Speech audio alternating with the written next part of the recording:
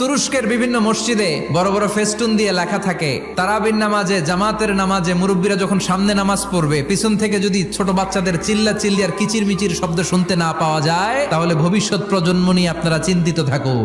পিছনে যদি বাচ্চাদের হই হুল্লোড় না থাকে, তার মানে নেক্সট জেনারেশন এগুলো মুসল্লি হবে না, এগুলো হবে ডাকাত। এজন্য এরা বিভিন্ন প্রজেক্ট চালু করেছে। 40 দিন টানা ফজরের নামাজ যে ছোট বাচ্চারা মসজিদে এসে পড়বে, ওই প্রজেক্টের আওতা থেকে একটা করে সাইকেল দিয়ে দেওয়া হচ্ছে। কুয়েতে আর একটা প্রজেক্ট করছে, দ্বিতীয় বিবাহ প্রকল্প। কি কাজ এই প্রকল্পের? তারা ঘোষণা দিল, তো যারা যারা ফজরের নামাজে মসজিদে আসবে না, তাদেরকে মসজিদের টাকা দিয়ে দ্বিতীয় বিবাহের ব্যবস্থা করে দেওয়া হবে। এই ঘোষণা দেওয়ার পর থেকে ওই এলাকার কোনো মহিলার তাহাজ্জুদ মিস হয় না।